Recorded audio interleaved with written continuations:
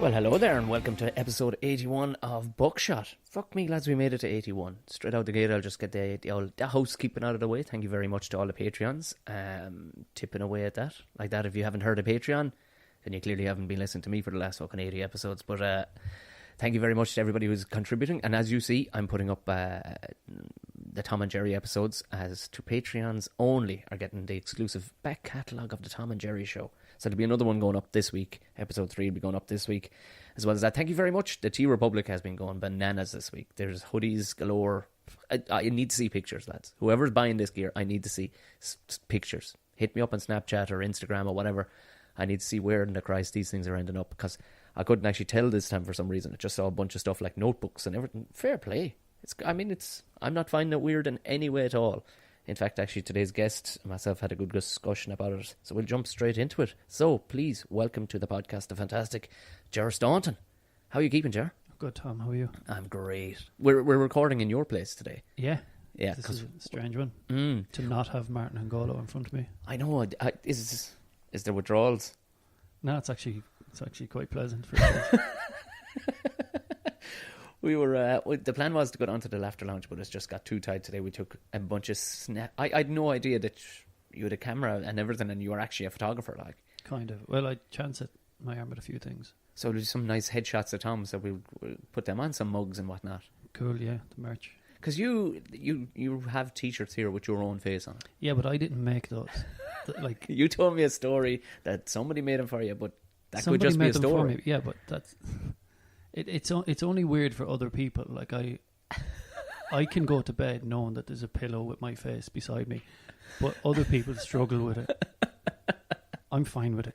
Somebody bought a cushion with, but at least it was the Buckshot logo, which does have my face. So I was like, okay, that's justifiable. But your pillow just has your face, yeah, nothing else, and it's kind of actual size as well. So if I wake up and turn over, it's my face, like full size. Like that must feed your ego just a little bit. Going, yeah, I always wondered what I'd look like. No, I was kind of hoping I'd look better. Like I sat on it by accident there one day, and then after I stood up, it looked better as it unfolded. Well, you were talking because you're busy tonight. This will go out tomorrow, but you will have been busy last night. You're heading to Casa Para. You've a monthly gig in Casa Para, possibly one of the most delicious gigs in the country. Yeah, it's been going well. They've all been sold out so far. Myself and Danny O'Brien started this just over a year ago, maybe like 15, 16 months or something like that. Yeah. And it's been great. The acts have been travelling. Like, it's a big trek. It's like 3 hours to get down there. But, you know, people have been buying tickets, so the acts actually enjoy doing it. It's a nice gig to do. You did it yourself. People will travel. Yeah. You know, a gig, like if you hear, even if, like a secondary nearly is like the money and the distance. Yeah, you know, when acts say to each other, "Oh, it's a full room, you should do it." That's worth more than your man's going to give you a couple £100. Totally. Like you'll travel for a nice gig, and word has been getting around amongst the acts that it's an alright gig to do. Come here, it's still to this day one of the most talked about gigs that turns up on this podcast. Like the podcast listeners will have heard about it. Yeah, you were there for that epic night that people keep talking about. Do people still talk about that woman having a meltdown? Yeah, people in Casa Para keep asking me, has she been back in, and she hasn't. Fucking hell, should we work just a plant? I don't know. Just to put a plant in there, like. Don't know what's happened there. Because we were discussing that she came up at the break and started at myself and Marsh about it, and I was just like, nah. Yeah, she was having a go at your material. She was. Yeah, she took it literally. Like the entire set, both our sets had been directed solely at her. Yeah, and not in a fun way. No, having a go at her. Yeah, complete fucking lunatic. And God bless Marsh, he's such a nice fella. He was dealing with her, and he was like, yeah, I know. And she just started into me about hairy women or something, and I just said, lady, I rarely get a night of drinking. Yeah. And Paul is doing the driving tonight, and there's a free bar over there. And the Guinness is good in that place. The Guinness is stunning, and they were giving me pints for nothing. Yeah. Woman, I'm sorry, but God himself could be standing here, and you're not going to get anything out of me. I need to go drinking right now. But she didn't last the whole night anyway. No. But she thought that one of the songs that Totally Wired played was directed at her recent divorce. So she kind of took umbrage with that and stormed out. But like, storming out is one thing, but to tell the whole room why you're storming out, scream in the middle of it, like just one. She gave a few details about the divorce, and then while standing up, and then gathered her stuff. Like, that took a few minutes as well. That was awkward. and then left. And then everyone was looking at each other going, someone's going to have to talk next. And me laughing in the corner. Yeah, like I just went for my shoelace, even though it wasn't open. Just like, count me out. Like after Ronaldo loses the ball. Yeah. Oh, hamstring. Hamstring, yeah, just pulled the... Oh, jeez, yeah. That's what I did. And then fair play to the lads, they started to address it slowly. And when I say slowly, I mean the words came out of their mouth really slow. And they started talking about it until people started to giggle. And then once people realised it was okay to laugh, then the rest of the gig went probably better than any gig that's happened down there. It was banana. Like, we ended up on stage singing, didn't we? I wasn't really singing, Tom. We had to contribute a bit, and still one of my favourite Ger Staunton moments was when they Totally Wired finished a song. And I'm going to have it on the podcast too, and I'm going to have him sing the song just to make reference. Ed Sheeran, like a chicken. Yeah. Yeah. And he was to pass the microphone up along the stage to each one of us, and we would each do a balk. And we did our balks, myself and Marshy. And the next thing it got to Ger, and Ger is so disinterested at this stage in balks. He's like, "You're a fucking balk." Look, it's not that it didn't weaken the lyrics of their song in any way. No, it didn't. But it was a fucking balk. Fucking balk. I was just happy to have got over it that night. It's like there's a lad, I remember, and John Cleary has a very similar story. It's about like going to a real rural school. You went to school with lads who knew they were not going on to college. Yeah. They didn't even fully understand why they were still there after the junior cert. Yeah. They had blocks to be laying or farming to be doing. And I remember one young fella reading the Racing Post in the back of German one time, German class, and he just had big boots up on the table. Like, there was no point in him listening. He knew. And at this stage, he probably owns 2 houses. Oh, for sure he did. Yeah. For sure, he drove, like, this lad was driving in a 2-year-old Pajero, like in 6th year. Like, he was, he's going, "What am I fucking down here for?" But I'll never forget, there was the same level of disinterest as you had that night. You're one pipes down, and like in 5th year, you're supposed to have a fair old grasp of German at this stage. Yeah. And it was basically Futsparen, so it was what you spare your money for at the weekends, And it was going around asking the whole class, and she was like, Lawrence, Larry, like Lawrence, Futsparen, there's guilt. And he was like, he just looked up from the Racing Post, flicked the newspaper down, he went, "Era fucking bonbons." And just went back to read. There was a French word in. There's bonbons, just whatever to fuck. Yeah. Move on. 4 years into it. Yeah, move on. No, we've enough here. Look, we both know what's going on here. Fair play to him. Yeah, I knew you'd appreciate that moment. That's class. Move on to fuck. But you're Mr. European, like. I think were you in the Czech Republic a couple of weeks ago? I was in the. I think I was there when you were there. Oh, were you? But we weren't gigging. What part were you there? I was in Karlovy Vary. I don't know what that means. It's two-name town. Oh, right. Much like Westmeath. Oh, do you know? Yeah. Like South Armagh. South Armagh. Or previously South and North Tipperary riding. Londonderry, yeah. But it's over. It's a very posh part, I found out. We didn't know it. The only reason I was convinced to go, because it's Casino Royale. We were staying in the hotel that Casino Royale was shot in. Right, and we got it at a decent price. Like, but it was only, I see you were staying in. How do you pronounce the city you were in? I was in a few. The 2 places No. in Czech Republic I was in was Brno. It is actually called Brno. Brno. It's Brno. Brno. Maybe they pronounce it Brno, yeah. Right. That's probably, I think it's the second biggest city in Czech Republic. Right. And then Prague I was in as well. How did the European adventures kick off? I was doing a gig with a guy, Alan Henderson, in Dublin. He's actually based in Bratislava. Right. So I did a gig with him in Dublin, and he was saying, like, I organise a couple of gigs over there. Let me know when you want to come over. So he organised a couple of gigs, one in Bratislava and a few others. And then you didn't stay in a hostel in Bratislava, did you? I didn't. No. Why? The film Hostel. Oh, right. I haven't seen it. Never mind. Move on. Right. So I piggybacked a couple of other promoters' gigs on top of that. So I ended up doing about a week over there. So I flew into Vienna and did a gig there. And then went on to Budapest, where Alan had organised a gig there. Went to Brno, Prague, and Bratislava at the end. So I did a gig in Bratislava. And how were the Bratislavians?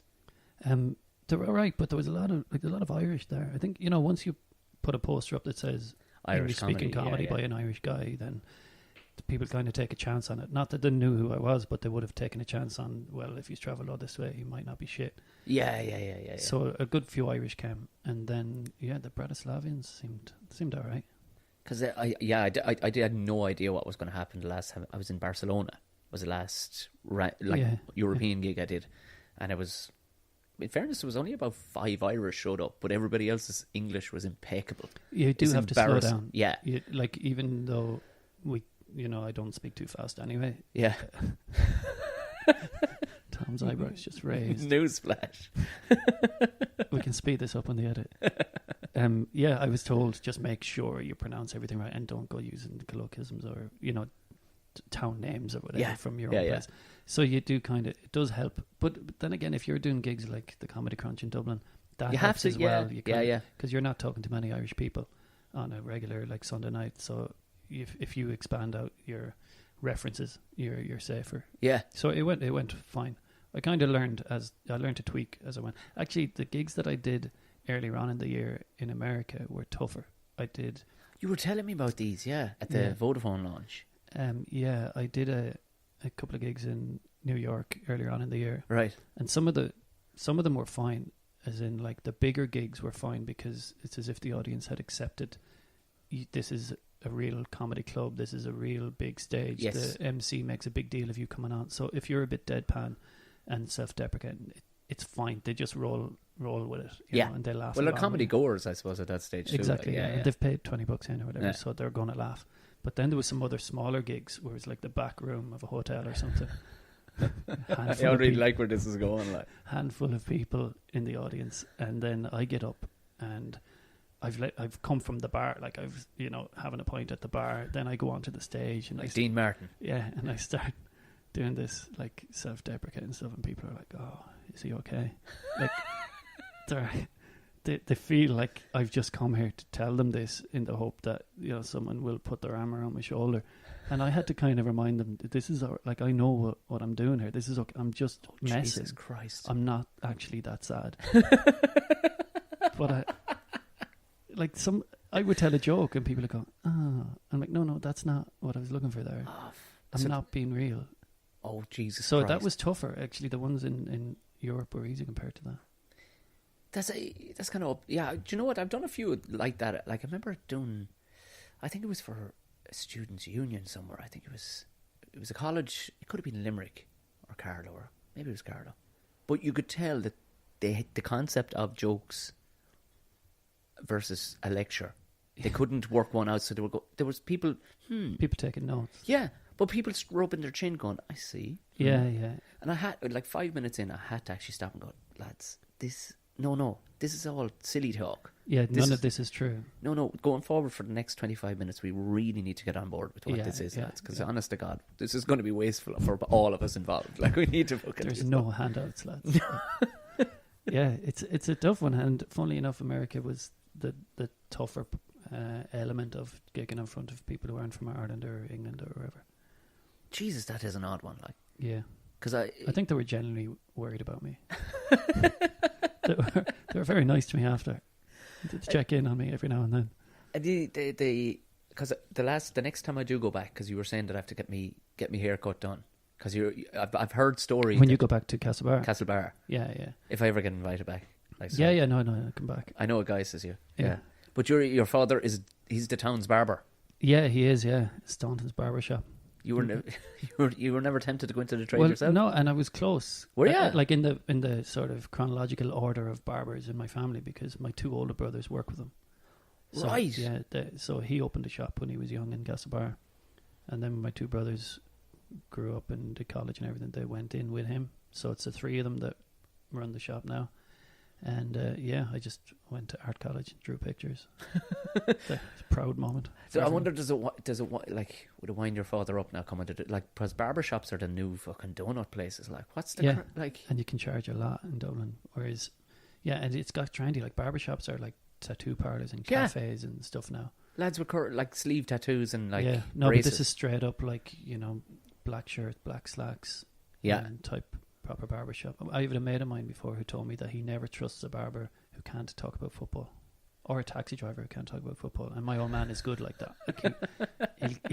you know, he'll chat away about the old Irish team from the 70s or whatever while he's cutting. What time does he open on a Saturday? He'd be in there from about 8. I like that style. Yeah. I like he'd that. be in now. just tipping around like mooching. But if a fella badly needed a haircut for, say, before a wedding or whatever, like he'd be... Sure, he'd call to his house if he had to. Go away! Yeah. Jesus. I often talked about it, like, Barber is... I went to school with a fella and he always wanted to be a hairdresser. And we were kind of... He wasn't... Like, he never gave off the stereotypical vibe of a lad. Well, he said, no, tell you now, I have an uncle in the UK, he's a fucking hairdresser, he's a fucking guy in it, lads. Yeah. And we were laughing, kind of going, right... Like, because his father was in the buildings, like, you know. Yeah. I don't see. But since, I'm not sure where he opened. Was it Limerick or was it, I think it was Limerick. He opened. Apparently he's a 6-month waiting list. Puts on the whole act, everything. Jeez. Yeah, he's apparently unreal. But, like, a 6-month waiting list to get into him. That's mad. Yeah, that's popular, isn't it? And, like, what's the crack with, like, because it's all cash. You can't measure hair. Do you know what I mean? Like, I love the notion of it. It's going to keep growing, like. Yeah. People have to keep... There must have been a period through the 80s, though, where barbers are like, oh, gee, I hope trend changes. Yeah. You know, big heads of hair are going around the place. Or I'm like, only doing the top. Yeah. Tempted to go... do you know what? There's something in me tempted to go for a mullet at some stage in my life. But don't ask my outfitter for when you're down now, because, like, he judges people on their hair. Right. He describes people on their hair. He's like, if he's talking to my brothers and they're like, you know that old prick, is it like parted on the left? Like maybe a 2 around the back, 4 on the sides. That's the front. You know, that's how they know people by their hair. You know the way like a shoe salesman knows people by their shoes. Jesus Christ! Yeah, I never thought of it like that. He describes people by their hair. Brilliant. Like, Danny actually came down for a gig there over the Christmas last year. Yeah. He sat down, and he was talking away to my mother, and my own man was just kind of looking at him, giving him this sort of weird head tilt look. For ages, not even talking to him. Danny was like, I wonder, did I do anything wrong? And Danny goes, how are you anyway, Ger? He's the same name as me. How are you anyway, Ger? And the outfit just goes, your line is off. And he was like, sorry, what? What? Your line just above the ear, it's off. Don't know how that was upsetting him. Couldn't drink his tea. Had to get Danny in the following day, fix his line. Still don't know to this day what it meant. What? Fixed it anyway. So it was just bothering him that much. It's bothering him. Yeah. It's like I love a professional picture hanger going into a room where there's a tilty picture. It's down on the left. Could I just there we go. You can see why it'd bother him. That's his thing. Jesus, yeah. But like Barber is right up there. It's one of the last old school bastions of, and it kind of bothered. Cause I remember dropping off the American cousins one time. It was last year. They were American cousin who was 16 or 17 badly wanted a haircut. I said, I'll drop you off in town. It'll be a grand spot there on Camden Street that's full of barbers. And the other lad that was with him, he's sure I'll get my haircut too, thinking quick. The lads, in fairness, they thought they'd be in there for 10-15 minutes because it seemed empty. An hour later, the boys are still inside there and they were still fluting around with their fucking hair. Yeah. And it was to justify the bill. €32 a head. 32 €32. My outfit would go mental if you knew that. And they were they had an espresso machines going, they had cool music playing. These are all a gang of Italian lads, and I think they were straight, but there was a homoerotic vibe off the whole. Yeah. But this was supposed to be their new style, and you could buy a whiskey in there if you wanted. Right. Do you know what I mean? Like, sure, that's only messing now. Do you know? You're over egging the fucking pudding now. Short back and sides is all you need. Yeah. In just and out. Tidy the fucking. My granddad used to cut hair as well. My dad's dad. And right. He used to keep giving out to my old man saying, you're spending too long on each head. Each head is money. He'd be timing him like you need to get him in, get him out. Yeah. But I'm a firm believer in that. Like, yeah. Come on, man. No one has time for it. Like. We need to keep this under 10 minutes here now. Yeah. And get out the fucking door. Like, there used to be a crowd I used to go to in Cork, and your man, weekdays, there was 3 of them in the barbers, but the weekdays they'd open up at 6:30 in the morning. Jeez. Because there was so many lads in the buildings working in Cork at the time, and you'd have to be on the job from like quarter to 8, like so 6:30. And at 6:30 on a Friday morning, there would be a queue out the door. Fucking hell. Yeah, but you get lads going in like for the wedding haircut the morning of the wedding. Yeah. Lads going in for stag haircuts, like 14 of them at the same time. You get all like lads going in for Connacht final haircuts. Fans, not footballers. Just championship haircuts. Like. Championship haircut. Just give us the usual championship haircut. The old fade on the side, like. Yeah, exactly. Fucking hell. That'll last until we get knocked out. Well, Casa Para, is Casa Para Stag Town? No, not really. Westport might have more. Westport, yeah. Just over the road would probably have more stags. But Casa Para, it's come back a bit. Like, it did take a bit of a hit over the last few years, but it's been good in the last couple of years now. Because it's one of the few, like, because we were trying to discover what it is, because obviously you're running a good gig over there, but trying to fucking run a country town gig, especially, I don't know where, but trying to get people out on a week to put, they're still doing it in Casa Para. Is there a kind of a vibe for theatre goers, or are they just a good bunch of fuckers that go out? Yeah, there's a good bunch of people down there who support it. Like, it's a very supportive town. When you put stuff on, like, people actually do go and support it. But also, you know, you can't expect them to support it blindly, or if you're given a half-arse product. So of course, we are trying to make sure that every night has got good acts on, and at least when people leave, they're not going away thinking they've done their good deed of supporting the comedy. They leave thinking they've got good value for their money. So that does the word of mouth of that does help sell it for the next one. Yeah. So if we have a bad gig, the next gig will suffer. You know, you can't have two in a row type thing. So hopefully tonight's good. And you were saying they let you know.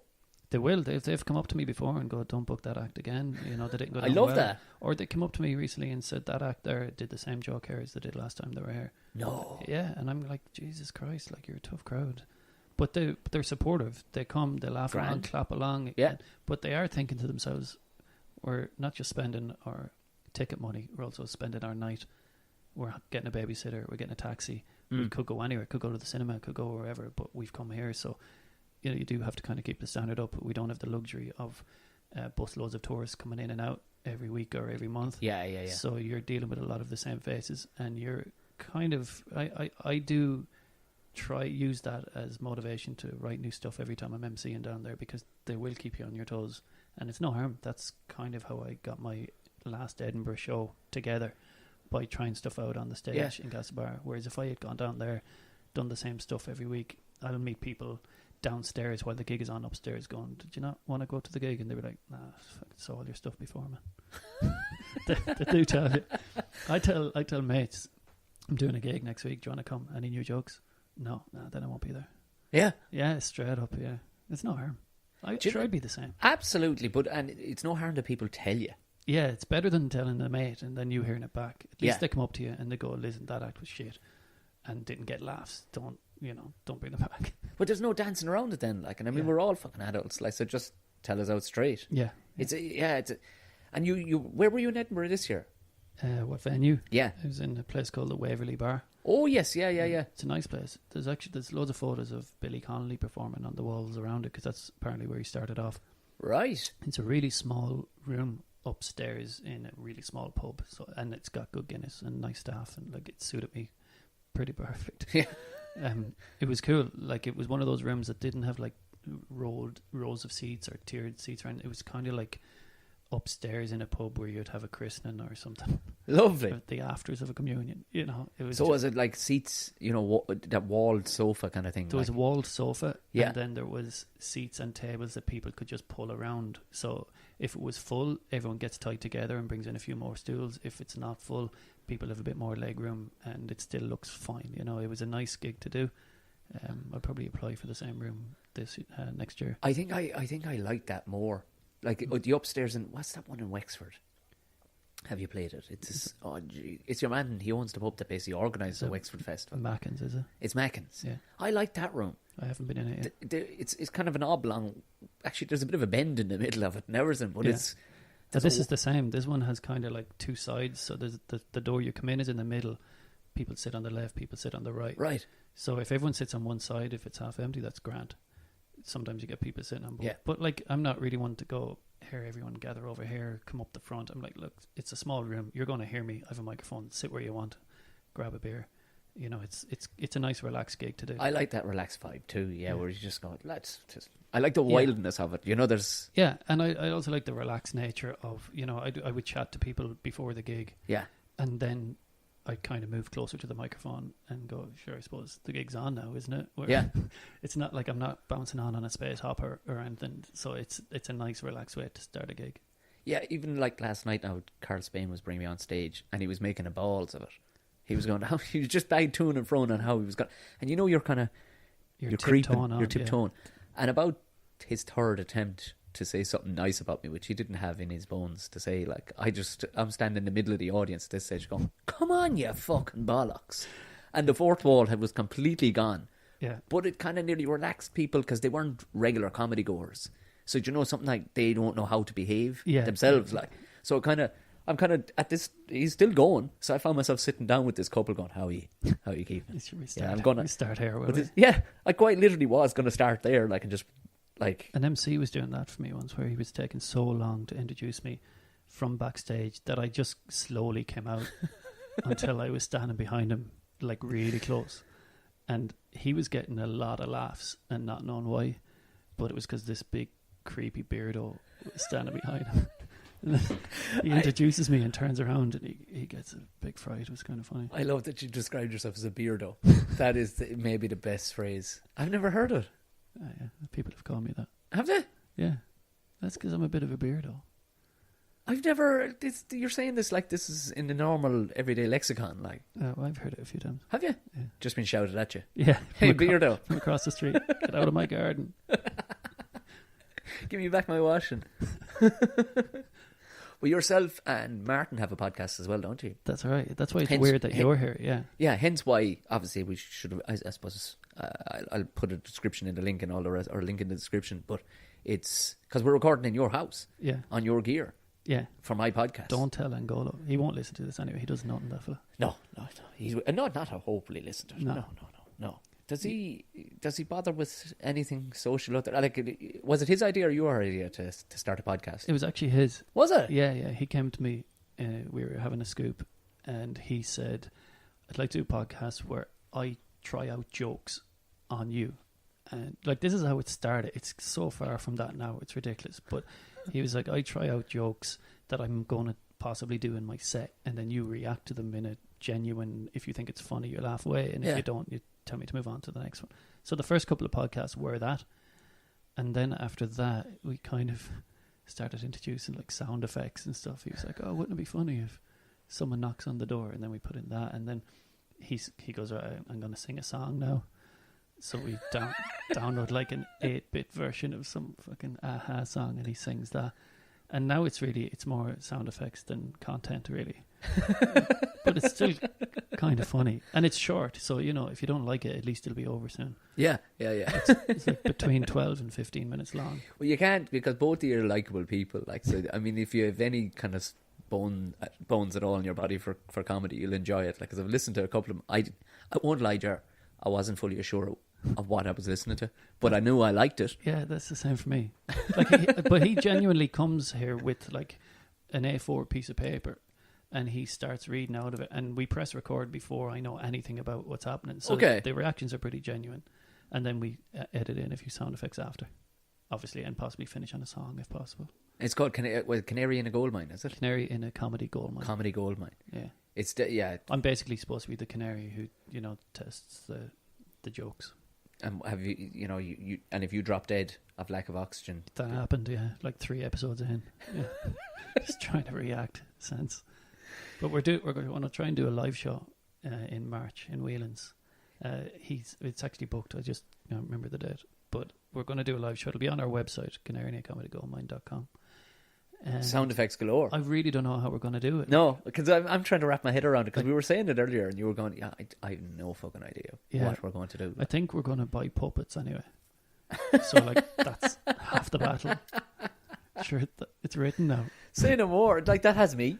Yeah. I'm buying a ticket. Yeah, there'll be puppets and you know, lights and sound. We're thinking we might have like musical instruments where we actually have to play the songs that we've been illegally downloading up to now. That would be handy. Because I had no idea, because you have a fine bit of gear set up here and all the rest of it. That Christ Almighty, that's some speaker. Yeah, I've got gear here. But this is all from music. I used to like play and record music, so I kind of accumulated a lot of this stuff along the way. But you were in a band. I was. Well, I kind of was. Like we, like the like we recorded an album, but then we kind of went our separate ways, but never really broke up. So we kind of have, you know, half of album number 2 written and recorded, but we've a lot of work to do to make it What kind of band were you? kinda- What music did you play a music? Yeah, I a played musical instrument. I played drums. So Did you? Technically not a musical instrument, but hang around with enough musicians to know. But it's kind of like poppy. I don't know. You use synths and drums and electric guitars and. What was your voices. band's name? Mia Sparrow Mia Sparrow. is the band I'm kind of sort of still in. Okay. Before that, I was in a band called Story of Hair. Story of Hair. Story of Hair. Yeah, it had nothing to do with my old man or my Really? brothers. Oh, come Yeah. on. No, it was called that before I joined them. Story of Hair. Yeah, and now it's Mia Sparrow. I love. And had you played anywhere, or did you just go ahead and just make an album? No, we gigged around. Like, Oh, did you? Yeah, we toured around and recorded it. No, so there's an album with each band out. I think it's on Spotify and stuff.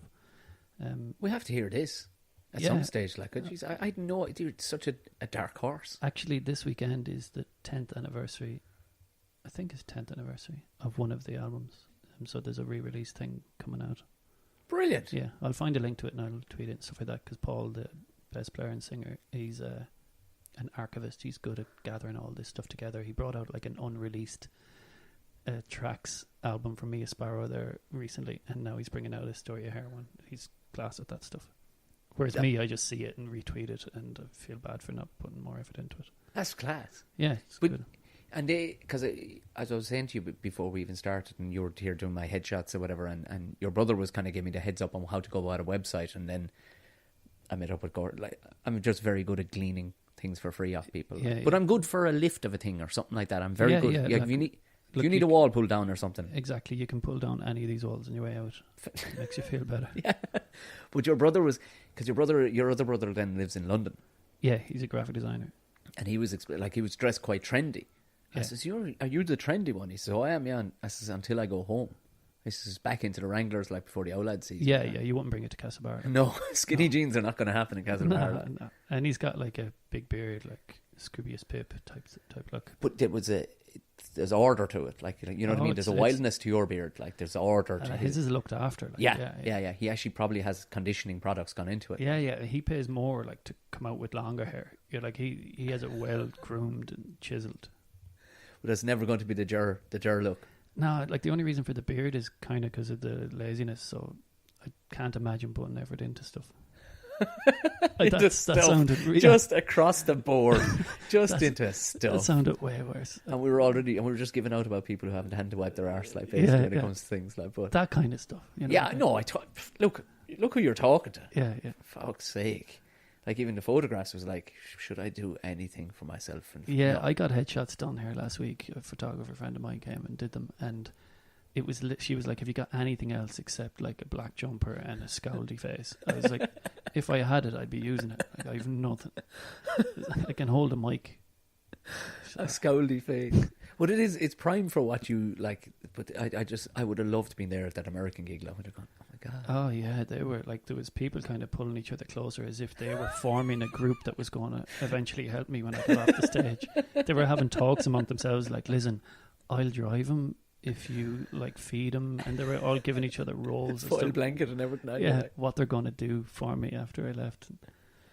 Because again, another dark horse thing, because we were only talking about, because you were talking about editing and all the rest of it, and I was saying, what do you do other than comedy? Like, turns out you are sometimes a TMO. Yeah, I edit for live sport, so I go to the stadium that the match is in, whether it's Gaelic or hurling or football, rugby, whatever it is, and cameras are piped into the truck that I sit in, and I like playback action replays, TMO decisions for rugby, like do little edits going to commercial breaks and stuff like that. Is it like, can you enjoy a game? No, you No. can't, you know, like I'd come away from games and my old man would ring me going, "Who won?" I'd be like, "Oh, I can't remember." It's like, I just have to think of the last shot that was in the edit with the trophy. I'm like, "Oh, there was a red shirt in that." Like, you forget, and it's annoying because I used to go watching all the Ireland football matches with my brothers. We travel around, watch the games as fans, and now I'm working on them. And even if it's a big game, you don't get a chance to fully watch it. You're just watching it from the camera angles that you're allocated, so it's not from the real TV broadcast. So it can be a bit like a goal goes in, you feel happy, you want to like jump up and celebrate, but then the director's in your ear looking for a replay, so you kind of have to stay on the ball when it comes to that. You can't really enjoy it.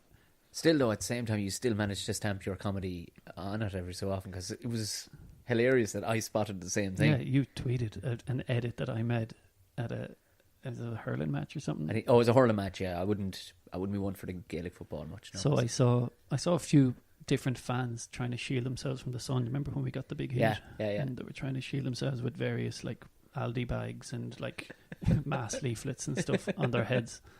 So I found like 5 shots in a row and I put them together, and as RTE went to their commercial break, I played that out.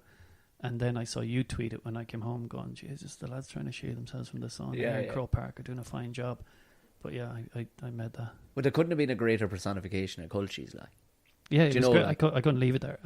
You had to play that out. Yeah, like we've all seen the lad like with the plastic bag turned upside down, to make onto his ears. Tied in 4 corners. corners. Yeah, tied in 4 corners to make either a sun visor or a rain. Like it's both, I'd say. Heaven forbid you'd bring a fucking hat with you, like. No, should that be messing? I did see hats over that in the past at Gaelic matches. Have you? Yeah, it's like doubling up. There was the plastic bag tied in 4 corners, and then like a cowboy hat on top of that. Do you remember the hat? Do you remember, like, this isn't in my imagination. Do you remember there was hats years ago being sold, like, with hats, scarves and headbands? And do you remember, there was hats, they were kind of made out of cardboard and crepe paper. Yeah, they flatten. Yeah. Yeah. Oh, there was those ones that pull out into a swirl. Do you remember those cardboard ones? Yeah, like an accordion. But there was ones then, they'd be bunched. You'd end up, the top of your head, it looked like one end of a quality street. Like it'd be actually bunched up into a top knot on top. Because the hat squashed it? No, because it was crepe paper. It was fucking, they were, to make the team colours. Say, oh, right, yeah. Now, maybe this is only for fucking Crepe paper is better, like just as a decoration on a hat, I'd imagine, rather than being the hat. What it was is, it was, the skeleton was cardboard, but it was actually covered in... Oh, right, yeah. Yeah, clad. A bit like a Supermax hat that they make you wear if you went in there. Yes. Yeah. But they used to actually fucking sell these things. But I can remember going to a Tipperary match when I was younger and it just flogging down rain. It's Ireland. And like the amount of people that had like blue and yellow just dye running down the sides of their fucking faces. Hat melting down their face. Hat melting down their face. It's not for the weather. No. Good Christ, no. If they don't do it in Spain, just don't.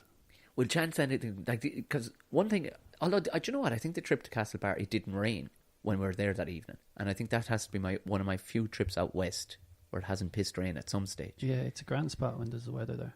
Beautiful. Yeah. Like even Galway now, they were saying, just the weather's great here now. And it rained a little the other night. Yeah. Right, that's it. I mean, the west of Ireland is lovely. Like if you go to somewhere like Achill, yeah. Achill can go from being the nicest corner of the world in the sun to like Guantanamo Bay in the rain. Like it really, like it's not just, they talk about horizontal rain that comes straight at you. This like kind of curve, like it'll go under your hood and back up into your face. Like it's like a smart bomb. It'll just follow your face. It just basically. uppercuts you. Yeah. Continuously uppercutting. Just got a rain. motion of face recognition motion tracker and somehow hails into your face, like up your nose and stuff. And it's grim. It's grey and grim. You can't see much ahead of you, like at midday. It's weird. But it's in the sun. It's lovely. Tell me this. What cracks you up? Because like your style of comedy, in fairness, there's not a lot of people doing it as deadpan as you are. Like your jokes land like fucking hammers, like, which is why I like your comedy. But I can understand how possibly a few dim fuckers didn't actually get you in New York that time, like that you were actually I having wouldn't blame them like. though. Maybe I should have jazz hands onto the stage or something. I don't think you come on, like, you know what I mean? I don't know. Well, you wouldn't blame them because, like, first of all, I'm sitting basically with the audience, and then the stage is empty, and I go up and start telling people I'm not well. Like, you can't blame them for caring. I said, yeah, okay, all right. I'll be back in 1 minute there. Hold on. Off he goes. I did it. The one and only time I snuck into the audience in a way was the first and last time I ever did the whatchamacallit, the Battle of the Axe. Yeah. And I'd only started comedy about 2 months and hadn't told any of my friends. These particular friends, they had no idea. So there was a couple of lads. One lad was up for a scan on his knee. He fucked it up playing hurling. And 2 other lads we said we hadn't seen each other in ages. Let's go for a drink, and I said, let's go to the Halfpenny Bridge Inn. And there was genuine worry on their face when they saw me getting up. It's like, what the fuck? Yeah, is he supposed to be doing this? Because they didn't even know a comedy club was about to kick off, let alone Tony Ferns went up and just started hosting. It was like, what? And next thing I went, I'll be back in a second, lads. So I can kind of get a notion, if I went up there and didn't start telling funnies. They think you're going up asking for help. Or there's a car parked out front if anyone is the owner of a vehicle. But it's weird when you do come from the audience to the stage. I've tried to stop doing it recently, but in America it was just that kind of a room. I was sitting. There's nowhere else to go really. I had to go from the audience to the stage. But one of my first gigs, I was in the Halfpenny as well, and the MC was kind of having a go at me, picking on me. And, he was like, look at the state of you, Beardo, or whatever he called me. And he had a good 5 minutes on me. Had he no idea that you were coming on? Then he goes, let's bring on the next act. And he looks down and reads it out, and I stand up to go on. He's like, oh shit, sorry. And but the best one that I saw was there's a guy in Dublin. I want to know who that is. I'll ask you afterwards who it is. There's a guy in Dublin who he does a bit where he gets an audience member. He goes on all fours and he gets an audience member to lie on his back and pretend he's Superman, or he or she. So you lie on his back on your front with your arm out as if you're Superman, and he crawls around the stage. Brilliant. Which is lovely. Everyone else loves it. But there was 8 people in this room. And the guy he got up to do it was this mate of mine, Harry, and he's a great comic, but he probably wouldn't say anything. He was, he'd be a bit shy at the same time. Right. So he went along with it, even though he was on next. He does. Your man Supermans him around the venue and back onto the stage, and then kind of tips him over and brings on the next act. So, Harry has to kind of dust off his knees while sitting on the ground to get up and go to the microphone and start into his set. It was brilliant. Oh, fucking hell. But did you know, and that was the Halfpenny as well, was it? No, that was an even worse place. You said that with such an incredulous look, that was the worst place now. It's just terrible.